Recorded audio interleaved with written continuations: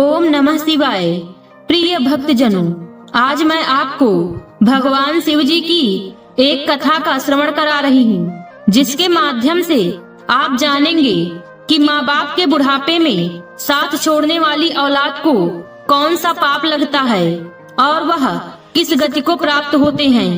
अगर आप यह प्रेरणादायक कथा सुन रहे हैं तो पूरा सुने, इसे आधा अधूरा छोड़कर जाने की गलती न करें। इस पवित्र कथा के माध्यम से आप भगवान शिव से नई सीख प्राप्त करेंगे, इसलिए इस पवित्र कथा को पूर्ण भाव और निष्ठा के साथ सुने और भगवान शिव का आशीर्वाद प्राप्त करें। तो चलिए कथा को प्रारंभ करते हैं। भगवान शिव ने बताया कि माँ बाप के बुढ़ापे में साथ छोड़ने वाली औलाद को कौन सा पाप लगता है और वह किस गति को प्राप्त होते हैं। भगवान शिव कहते हैं, बुढ़ापा तो एक दिन सभी पर आएगा। हरा भरा पेड़ भी बूढ़ा होकर सूख जाता है, झड़ जाता है। आज जो बालक हैं, वह कल युवा बनेंगे, फिर जवान होंगे और अंततः बुढ़ापे को स्वीकार करना ही पड़ेगा। इसमें किसी की नहीं सुनी जाएगी, चाहे कोई कितना भी धनवान हो। रिश्वत देने से बुढ़ापा नहीं रुकेगा, चाहे कोई कितना भी बहादुर हो, लोग उससे डरते हों, फिर भी बुढ़ापा आएगा। ज्ञानी, धनी, बलशाली या गुणी, सभी के हुनर व्यर्थ हो जाएंगे जब बुढ़ापा आएगा। इसलिए यह कथा पूरे ध्यान से सुननी चाहिए। इस कथा से पता चलेगा कि माँ बाप के बुढ़ापे में साथ छोड़ने वाली औलाद को कौन सी गति प्राप्त होती है, और इस बात को समझने के लिए हमें इस कथा को पूरा अवश्य सुनना चाहिए, क्योंकि अधूरा ज्ञान हमेशा लड़कती तलवार की तरह होता है। इसलिए वीडियो को अंत तक जरूर देखिएगा। भगवान शिव भी कहते हैं कि अधूरा ज्ञान मृत्यु के समान होता है। तो चलिए कथा को प्रारंभ करते हैं। भगवान शिव कहते हैं, किसी जंगल में एक बड़ा भारी बरगद का वृक्ष था। उस वृक्ष पर हजारों प्रकार के पक्षी दिन भर चहचहाते रहते थे। पूरे जंगल के पक्षी उस बरगद के वृक्ष पर विश्राम के लिए आते रहते थे। कुछ पक्षियों का तो वह वृक्ष अस्थायी निवास स्थल था। उस वृक्ष पर रहकर पक्षी अपार आनंद का अनुभव करते थे। कहते हैं कि जब हम किसी स्थान पर या किसी व्यक्ति के साथ लंबे समय तक रहते हैं तो हमें उससे मोह हो जाता है। इसी तरह उस वृक्ष पर रहने वाले सभी पक्षियों को उस बरगद के वृक्ष से मोह हो गया था। एक दिन की बात है, जब जंगल में सूखा पड़ गया। कई वर्षों से पानी नहीं बरसा और जंगल के वृक्ष सूख कर मुरझाने लगे।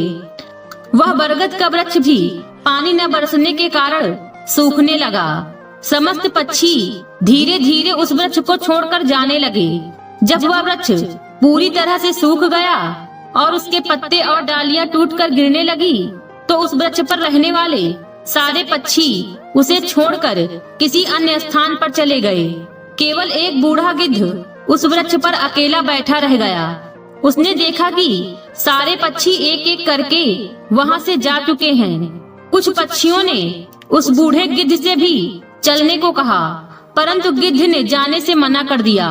बूढ़े गिद्ध ने सोचा कि मेरा जन्म इसी पेड़ पर हुआ है, यही मैं खेल कूद कर बड़ा हुआ हूँ। मेरे जीवन के सारे सुख मुझे इसी बरगद के वृक्ष ने दिए हैं। आज जब इस पर विपत्ति आई है तो मैं इसे अकेला छोड़कर कैसे जा सकता हूँ। इस वृक्ष ने मुझे पाल पोस कर बड़ा किया है, सुख दुख में मेरा साथ दिया है। मैं इस वृक्ष का ऋणी हूँ, मरते दम तक इस वृक्ष को नहीं छोड़ूंगा। वे लोग बड़े खुदगर्ज होते हैं जो अपने माता पिता को बुढ़ापे में छोड़ देते हैं या परदेश में रहकर सुख पूर्वक जीवन बिताते हैं और घर पर रह रहे अपने वृद्धजनों को भूल जाते हैं। ऐसी संतान पर धिक्कार है जो अपने माता पिता के बुढ़ापे का सहारा नहीं बनती। जरा सोचिए, जब आप असहाय थे तब क्या आपके माता पिता ने आपका साथ छोड़ा था? जब आप बीमार हुए थे तब क्या उन्होंने आपको अकेला छोड़ा था?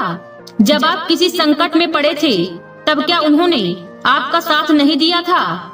जब उनके मन में किसी अच्छी चीज को खाने की इच्छा उत्पन्न हुई थी तो क्या उन्होंने वह चीज कभी अकेले खाई थी?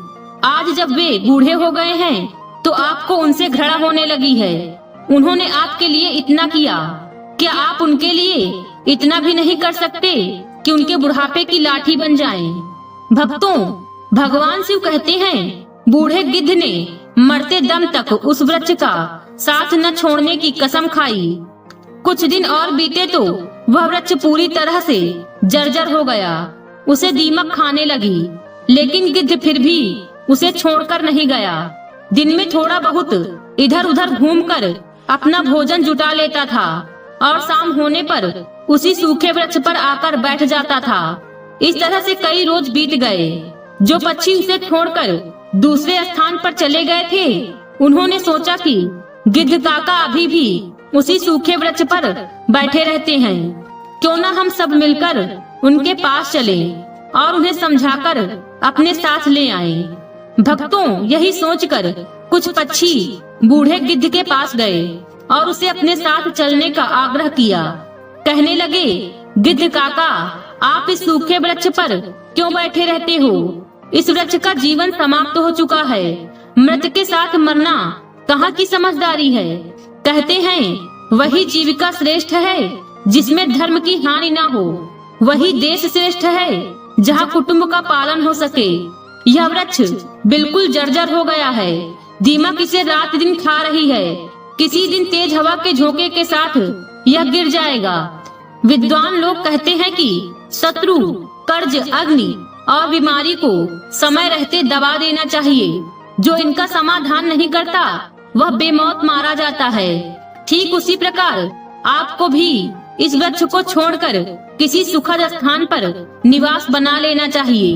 भक्तों, भगवान शिव कहते हैं, समस्त पक्षियों के समझाने पर भी बूढ़ा गिद्ध उस वृक्ष को छोड़ने के लिए तैयार नहीं हुआ।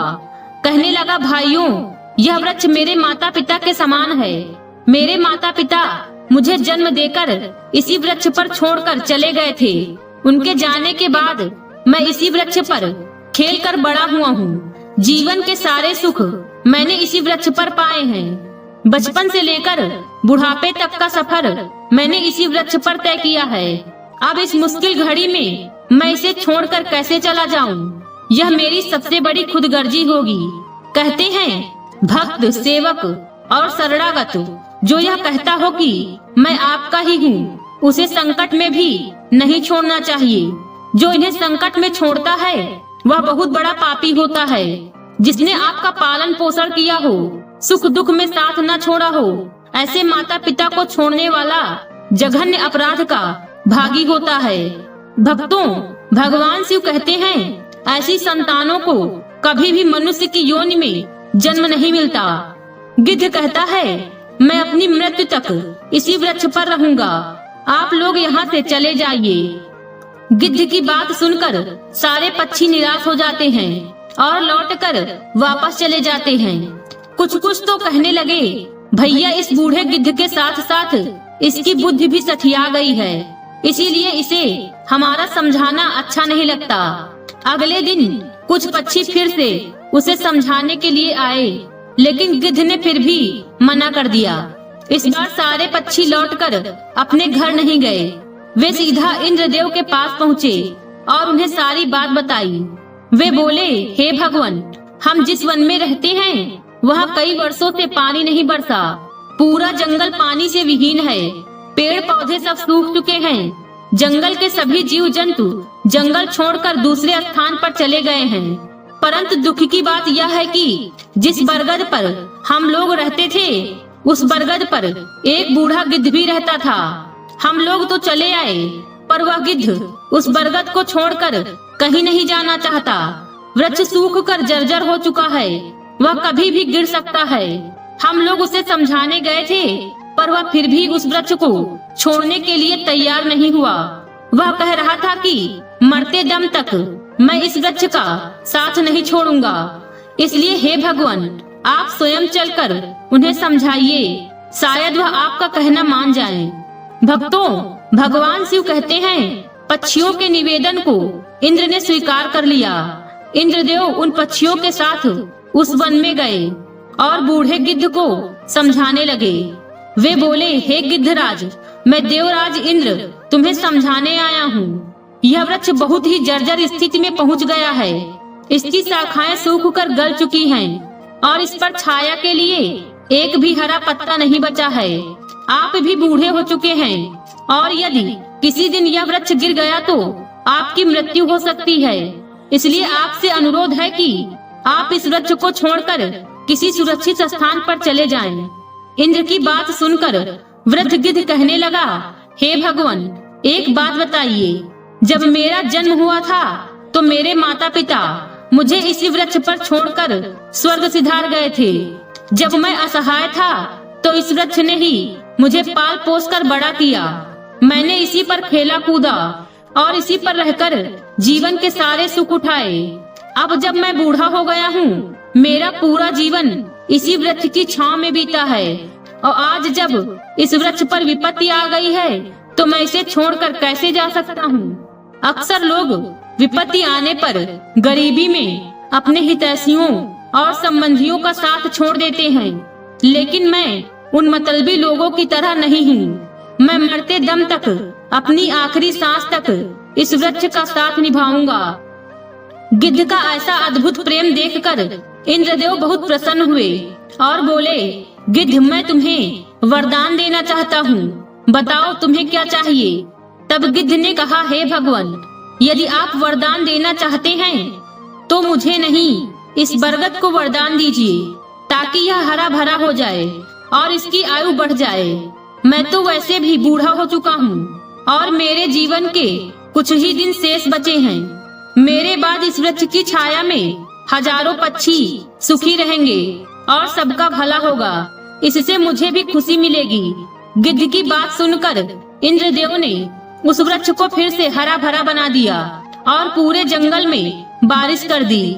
सारे जंगल के वृक्ष फिर से हरे भरे हो गए और चारों तरफ हरियाली छा गई। जो जीव जंतु पशु पक्षी जंगल को छोड़कर चले गए थे, वे फिर से उसी जंगल में लौट आए। सभी पक्षी फिर से उसी बरगद पर आकर चहकने लगे और उस बूढ़े गिद्ध काका की खूब सेवा करने लगे। वे उसके लिए दाना पानी वही लाकर देने लगे। इस प्रकार गिद्ध का शेष जीवन सुखपूर्वक बीत गया। भक्तों, हमें भी इस कहानी से सीख लेनी चाहिए कि अपनों का बुरे वक्त में साथ कभी नहीं छोड़ना चाहिए, विशेषकर उन माता पिता का जिन्होंने हमें जन्म दिया और पाल पोस कर बड़ा किया। उन्होंने हमारे लिए अनेक कठिनाइयों का सामना किया है। यदि हम उनके बुढ़ापे में सहारा नहीं बन सके तो हमारा जीवन व्यर्थ हो जाएगा। आज की वीडियो में बस इतना ही। उम्मीद है वीडियो पसंद आई होगी।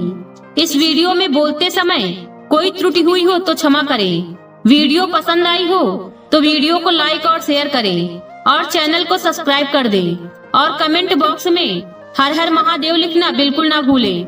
मिलते हैं अगले वीडियो में। खुश रहिए और खुशियाँ बांटते रहिए। हर हर महादेव।